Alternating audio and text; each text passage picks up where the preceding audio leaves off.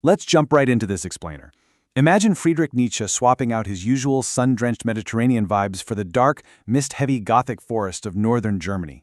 We're looking at a fascinating framework where he takes the gritty, old 1587 Faust book legend and completely flips it to create a foundational mythos for his late philosophy. It basically serves as a literary guide tracking a prophet's journey across Germany as he explores the state of the modern Western soul after the death of God. And he totally transvalues the entire Faust story right out of the gate. Just listen to this quote. "What is a soul to me? The soul is but a word for something about the body. I did not sell my life to you. I lived it against you." It's no longer this boring, moralistic warning about sin and damnation.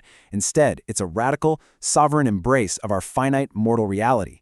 The protagonist isn't cowering in fear of a demonic pact. He is weaponizing his ultimate mortality. He's defiantly living his life against the crushing weight of the cosmos and screaming a creative yes to existence. Act 1. The Transvaluation of Limit. Here we see the prophet systematically invert the core elements of the traditional chapbook. So as the prophet descends from his isolated mountain peak to a ruined stone tower deep in the forest, we see a brilliant shift. Think about the traditional Faust legend. It's driven by sinful pride with a terrifying 24-year countdown clock to hell, right? Well, in Nietzsche's reimagined myth, that pact transforms into the sovereign promise. And that ticking clock? Gone. It's replaced by the concept of eternal recurrence. He isn't punished by time running out. Rather, he is forced to love his finite life so fiercely, loop by loop, that he demands the hardest reality over comfortable illusions.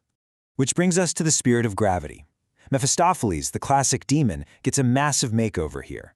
He becomes this mercurial shadow who doesn't tempt you with sins or drag you to a literal hell. Instead, he tempts you with comfort, an easy escape into an imaginary spiritual heaven. This shadow is a test to see if you can handle the raw, terrifying weight of reality. Faust uses this friction, the sickness and the constraints of time as a grinding stone to sharpen his own will to power. Act 2. The Court of Archetypes. Our journey moves away from the tower and deep into the psychological landscape. Walking toward a terrifying, prophetic vision of a modern city built entirely of glass and iron, the prophet encounters our first major archetype, the god of state, or the iron idol. Picture a monstrous, faceless titan made of iron and clockwork representing totalitarianism. The prophet completely mocks this cold monster because it literally drinks the blood of the living just to give motion to its dead gears. Sure, it offers the herd safety, but in exchange, it completely steals their horizon and their freedom. Act 3. The Parable of the Lute.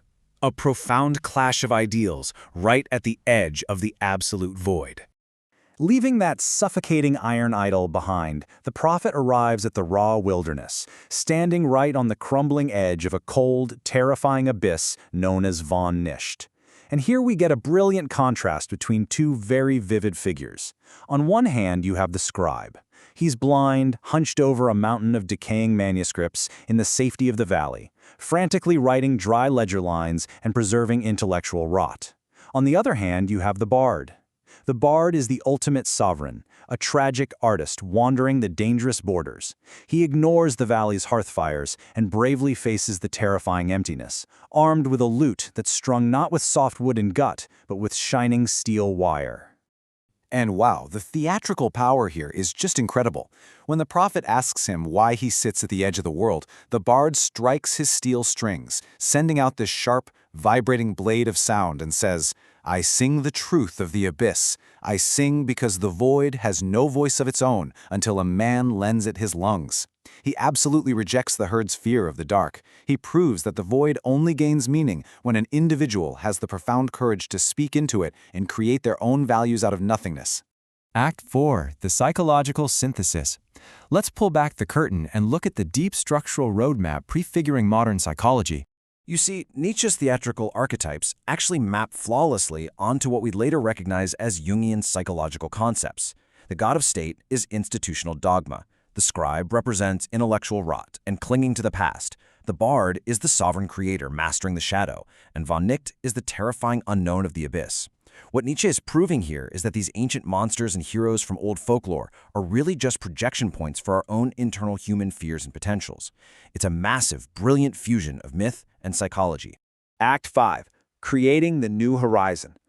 Sending a lone, defiant melody out into absolute nothingness. So, armed with that understanding, let's head back to the deep midnight of the forest. The prophet watches the bard lift his lute at the edge of the abyss, and the music meets the gray, terrifying wall of the void. Almost instantly, the emptiness of Von Nicht begins to recede. By the time we hit the metaphorical great noontide, a brand new horizon has been carved entirely by the courage of that melody. As the wanderer watches, the music miraculously transforms absolute nothingness into a beautiful, liberating new world. The bard literally creates a path where there was none. Witnessing this miracle, the prophet lets out a massive laugh that sounds like shaking pine trees. He commands the bard to play on, declaring, "For the soul that can walk through the ruins and sing its own song is the only soul that the spirit of gravity cannot claim." He realizes that true sovereign freedom doesn't come from bowing to the state's mechanical safety or hiding in the scribe's dead ledgers. True freedom belongs only to the tragic artist, the individual who stares into the void and creates their own path.